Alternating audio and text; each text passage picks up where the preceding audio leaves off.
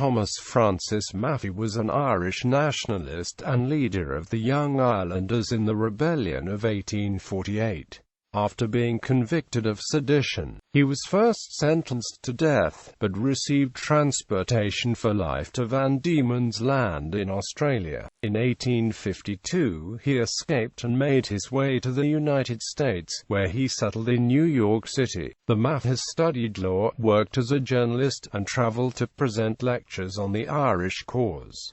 He married for a second time in New York. At the beginning of the American Civil War, Meagher joined the U.S. Army and rose to the rank of brigadier general. He was most notable for recruiting and leading the Irish Brigade, and encouraging support among Irish immigrants for the Union. He had one surviving son, born in Ireland from his first wife after Meagher was in the United States, and never knew him. Following the Civil War, Meagher was appointed acting governor of the Montana Territory. In 1867, Meagher drowned in the swift-running Missouri River after falling from a steamboat at Fort Benton. Timothy Egan, author of a 2016 biography on Meagher, has suggested that the governor was murdered by Montana opponents. Family. Thomas Francis Meagher was born in what is now the Granville Hotel on the Quay in Waterford City, Ireland. For the age of 2 he lived with his family at nearby number 19, The Mall. His father, Thomas Meagher, was a wealthy merchant who had retired to enter politics.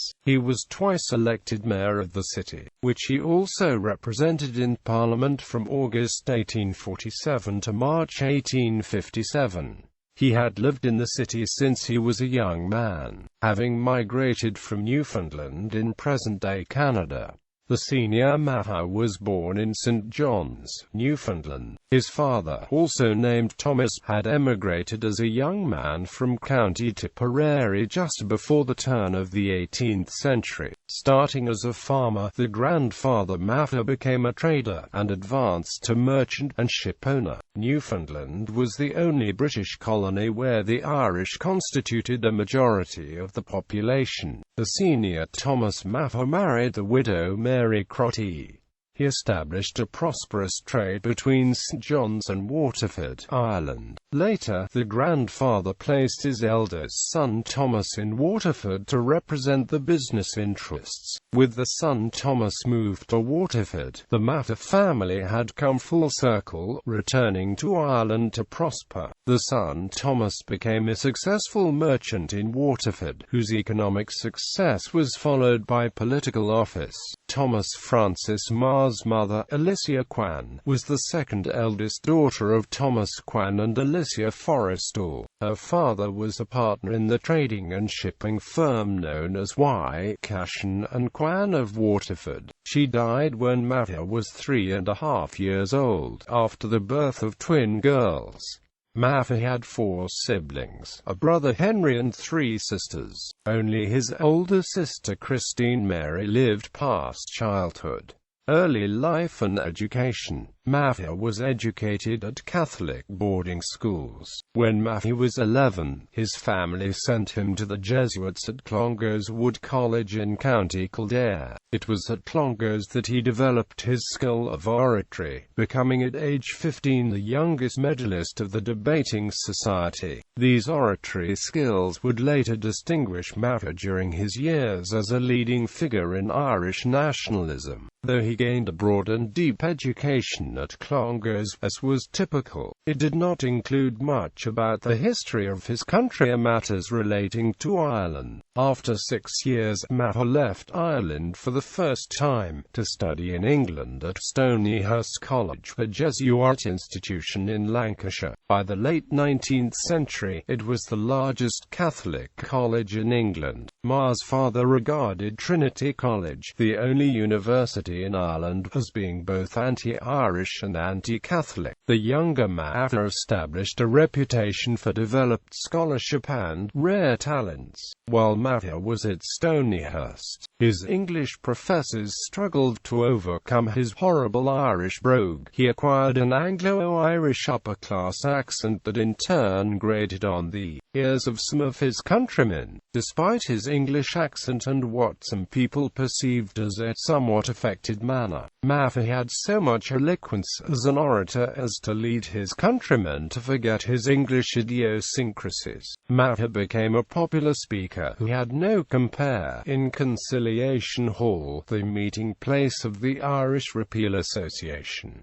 Young Ireland. Meagher returned to Ireland in 1843, with undecided plans for a career in the Austrian army, a tradition among a number of Irish families. In 1844 he travelled to Dublin with the intention of studying for the bar. He became involved in the Repeal Association, which worked for repeal of the Act of Union between Great Britain and Ireland. Meagher was influenced by writers of the Nation newspaper and fellow workers in the repeal movement.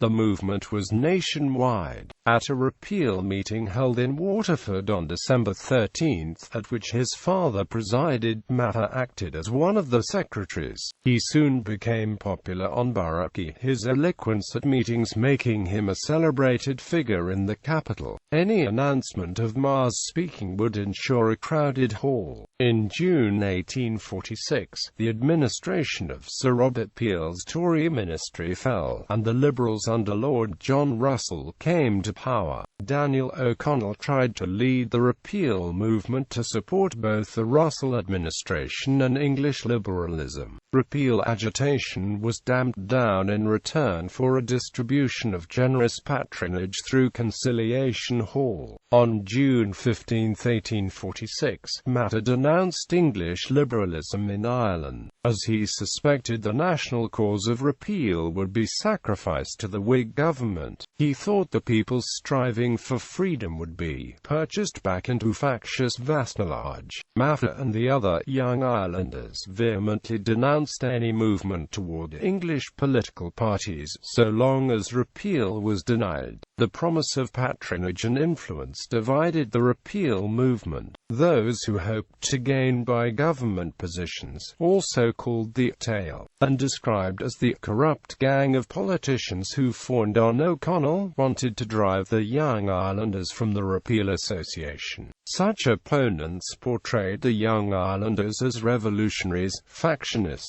infidels and secret enemies of the Catholic Church. On July 13, O'Connell's followers introduced resolutions to declare that under no circumstances was a nation justified in asserting its liberties by force of arms. In fact, the young Irelanders had not, until then, advocated the use of physical force to advance the cause of repeal and opposed any such policy. The peace resolutions declared that physical force was immoral under any circumstances to obtain national rights, although Meagher agreed that only moral and peaceful means should be adopted by the association. He also said that if repeal could not be carried by those means, he would adopt the more perilous, risky but no less honorable choice of arms. When the peace resolutions were proposed again on July 28, Meagher responded with his famous sword speech. Meagher held the peace resolutions were unnecessary. He believed that under existing circumstances,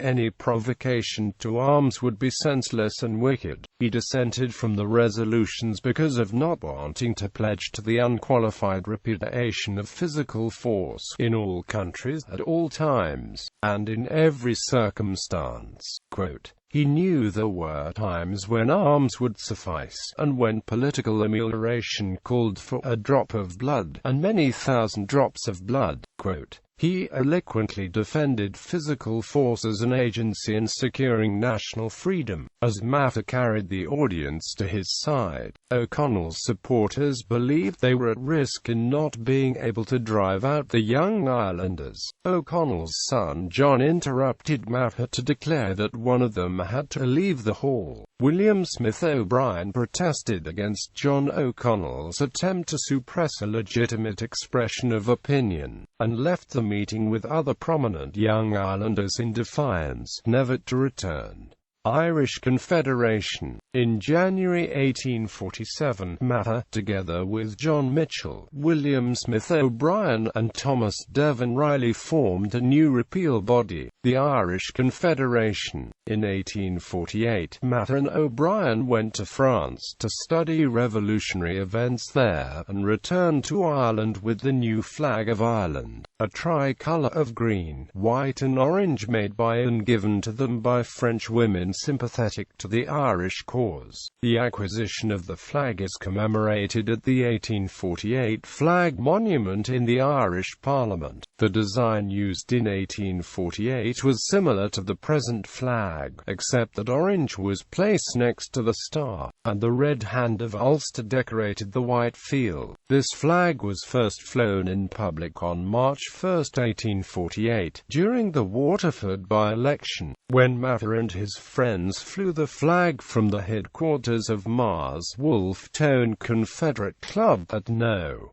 33 The Mall, Waterford. Following the incident known as the Young Ireland Rebellion of 1848 or Battle of Ballingarry, in August 1848, Meagher, Terence McManus O'Brien, and Patrick O'Donoghue were arrested, tried and convicted for sedition. Due to a newly passed ex post facto law, the sentence meant that Meagher and his colleagues were sentenced to be hanged, drawn and quartered. It was after his trial that Meagher delivered his famous speech from the dock. While awaiting execution in Richmond jail, Meagher and his colleagues were joined by Kevin Izod O'Doherty and John Martin, but, due to public outcry and international pressure, royal clemency commuted the death sentences to transportation for life to the other side of the world. Quote, in 1849 all were sent to Van Diemen's Land. On July 20, the day after being notified of his exile to Van Diemen's Land, Meagher announced that he wished henceforth to be known as Thomas Francis Omar.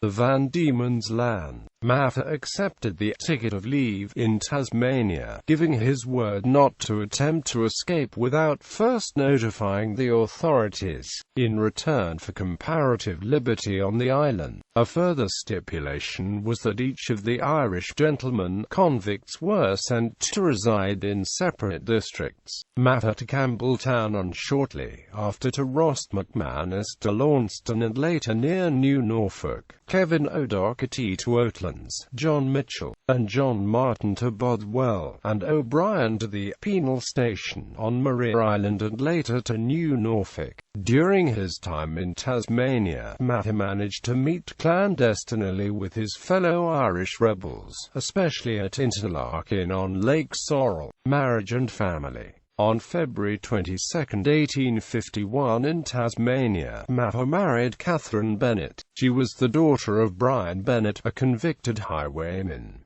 His fellow exiles disapproved of his marriage. Soon after they were married, Catherine became ill. Less than a year after his wedding in January 1852, Meagher abruptly surrendered his ticket of leave and planned his escape to the United States. Meagher sent his ticket of leave and a letter to the authorities, along with notifying them he would consider himself a free man in 24 hours. When he escaped, Catherine was in an advanced stage of pregnancy and stayed behind. Following Ma's departure from Van Diemen's Land, the son was born, but he died at 4 months of age. Shortly after Meagher reached New York City, the infant son was buried at St. John's Catholic Church, the oldest Catholic church in Australia, in Richmond, Tasmania, Australia. The small grave is next to the church. A plaque notes his father Mars being an Irish patriot and member of the Young Irelanders.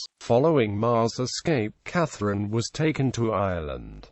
Eventually she was able to spend a short time in the United States with Meagher. She returned to Ireland pregnant and in poor health. She gave birth to Mars' only child, a boy, Thomas Francis Meagher, named after his father. She died in Ireland in May 1854, at the home of Meagher's father. Meagher never met his son, who was raised by the senior Meaghers and relatives, and remained in Ireland all his life. After Meagher settled in New York, he soon courted Elizabeth Townsend, the daughter of Peter Townsend and Caroline Parrish of Monroe, New York. The Townsend family were wealthy Protestants who opposed Meagher's marrying the daughter, but they eventually relented. Elizabeth converted to Catholicism, and in 1856 she and Meagher married. Immigration to the United States. Meagher arrived in New York City in May 1852. He studied law and journalism, and became a noted lecturer. Soon after, Meagher became a United States citizen. He eventually founded a weekly newspaper called the Irish News. Meagher and John Mitchell, who had also since escaped, published the radical pro-Irish, anti-British Citizen. After his escape, the question of honor was raised by Mitchell, among others. Meagher agreed to be tried by American notables, and vowed to return to Van Diemen's Land if they held against him. The simulated court-martial found for Meagher, and he was vindicated. Prior to the outbreak of the American Civil War, Meagher traveled to Costa Rica, in part to determine whether Central America would be suitable for Irish immigration. He used his experiences as the basis for writing travel articles which were published in Harper's Magazine. He was commissioned as a captain in the New York State Militia. American Civil War. It is not only our duty to America, but also to Ireland. We could not hope to succeed in our effort to make Ireland a republic without the moral and material support of the liberty-loving citizens of these United States. Meagher's decision to serve the Union was not a simple one. Before the onset on the war, he had supported the South. He had visited the South to lecture, and was sympathetic to its people. Further, his Irish friend John Mitchell, who had settled in the South, supported the secessionists. Meagher and Mitchell split over the issue of slavery. Mitchell went to the Confederate capital in Richmond, Virginia, and his 3 sons served with the Confederate States Army. On April 12, 1861, the first shots were fired at U.S.-held Fort Sumter in Charleston Harbor, South Carolina. This action by the South pushed Meagher into support of the Union cause. In lectures, including a famous speech made at the Boston Music Hall in September 1861, he implored the Irish of the North to defend the Union. He began recruiting, advertising in local newspapers to form Company K of the 69th Regiment. It became known as the Fighting 69th of the New York State Militia. One of his ads in the New York Daily Tribune read, 100 young Irishmen, healthy, intelligent and active, wanted at once to form a company under command of Thomas Francis Meagher. With the beginning of war, Meagher volunteered to fight for the Union. He recruited a full company of infantrymen to be attached to the U.S. 69th Infantry Regiment, New York State Volunteers. On April 29, 1861, the regiment was added to Brig. Gen. Irvin McDowell's Army of Northeastern Virginia. Colonel Corcoran initially commanded them, but was captured during the battle. Despite the Confederate victory, the Irish of New York's 69th fought bravely, winning praise from the media and support from the Irish of New York. Following the First Battle of Bull Run, Meagher returned to New York to form the Irish Brigade. He was commissioned Brigadier General to lead them in the Peninsula Campaign of 1862. In late May, during the Battle of Fair Oaks, part of the Peninsula Campaign, Meagher saw his first battle as a brigadier general. The Union won a defensive victory at Fair Oaks, and the Irish Brigade furthered the reputation as fierce fighters. This reputation was solidified when the New York printmaker Courier and Ives published a lithograph depicting Meagher on horseback leading his brigade at bayonet charge. Following the Battle of Fair Oaks, Matthew was given command of a non-Irish regiment. This experiment was unsuccessful, and thereafter Matthew would only command Irishmen. Meagher's troops engaged during the Peninsula Campaign at the Battle of Gaines Mill on June 27. The Irish Brigade arrived in battle after a quick march through the Chickahominy River, as reinforcements for Fitz-John Porter's weakening forces. Later, this march and battle were considered by historians as the highlight of Meagher's military career. The Irish Brigade suffered huge losses at the Battle of Antietam that fall. Meagher's brigade led an attack at Antietam on September 17 against the sunken road and lost 540 men to heavy volleys before being ordered to withdraw. During the battle, Meagher was injured when he fell off his horse.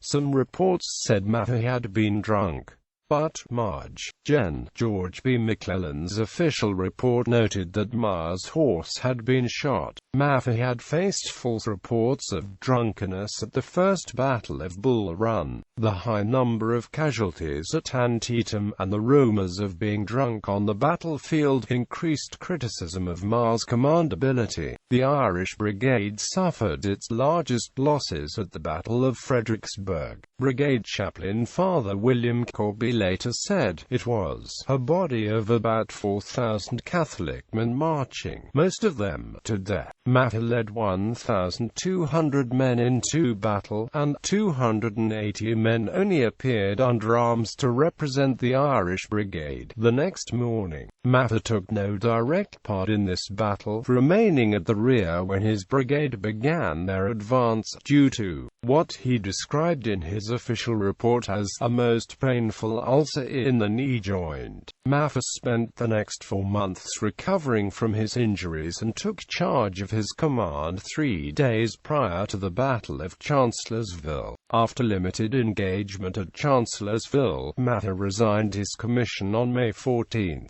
1863. The Army had refused his request to return to New York to raise reinforcements for his battered brigade. The brigade was 4,000 strong in mid-May 1862, but by late May 1863 it had only a few hundred combat-ready men left. Following the death of Brig. Gen. Michael Corcoran, another leading Irish political figure, the Army rescinded Meagher's resignation on December 23. He was assigned to duty in the Western Theatre beginning in September 1864. He commanded the district of Etowah in the Department of the Cumberland from November 29 to January 5, 1865. Meagher briefly commanded a provisional division within the Army of the Ohio from February 9 to 25, and resigned from the U.S. Army on May 15. Territorial Governorship of Montana. After the war, Meagher was appointed Secretary of the new Territory of Montana. Soon after arriving there, he was designated acting governor. Meagher attempted to create a working relationship between the territory's Republican executive and judicial branches, and the Democratic legislative branch. He failed, making enemies in both camps. Further, he angered many when he pardoned a fellow Irishman who had been convicted of manslaughter. The Territory of Montana was created from the eastern portion of Idaho Territory as its population increased with an influx of settlers following the discovery of gold in 1862. When the Civil War ended, many more settlers entered the territory. Searching for riches, they often disregarded U.S. treaties with the local Native American tribes. In 1867, Montana pioneer John Bozeman was allegedly killed by a band of Blackfeet, who attacked other settlers as well. Meagher responded by organizing the Montana Territory Volunteer Militia to retaliate. He secured funding from the federal government to campaign against the Native Americans, but was unable to find the offenders, or retain the militia's cohesion. He was later criticized for his actions. Meagher called Montana's first constitutional convention to develop a constitution as a step toward statehood. Not enough residents voted for the Constitution and statehood to qualify. In addition, copies of the Constitution were lost on the way to a printer, and Congress never received copies for review. Montana gained statehood in 1889, more than 20 years after Ma's death. Disappearance. In the summer of 1867, Meagher traveled to Fort Benton, Montana, to receive a shipment of guns and ammunition sent by General Sherman for use by the Montana militia. On the way to Fort Benton, the Missouri River terminus for steamboat travel, Meagher fell ill and stopped for 6 days to recuperate. When he reached Fort Benton, he was reportedly still ill. Sometime in the early evening of July 1, 1867, Meagher fell overboard from the steamboat G.A. Thompson into the Missouri. The pilot described the waters as instant death, water 12 feet deep and rushing at the rate of 10 miles an hour. His body was never recovered, because Meagher was outspoken and controversial, and his body was not recovered. Some believed his death to be suspicious, and many theories circulated about his death. Early theories included that he was murdered by a Confederate soldier from the war, or by Native Americans. In 1913, a man claimed to have carried out the murder of Meagher for the price of $8,000, but then recanted. By the late 20th century, John T. Hubble suggested that Meagher had been drinking and fell overboard. American journalist and writer Timothy Egan, who published a biography of Meagher in 2016, suggested that he may have been murdered by Montana political enemies or powerful and still active vigilantes. On the frontier, men were quick to kill rather than adjudicate. Meagher was survived by his American second wife, Elizabeth Townsend. He was also survived by his second son by his first wife, Catherine Bennett. The first son died as an infant in Tasmania. Catherine gave birth to the second son in Ireland after being with Meagher for a time in the United States. She died soon after the birth, and the son grew up in Ireland reared by his father's family. They never met each other.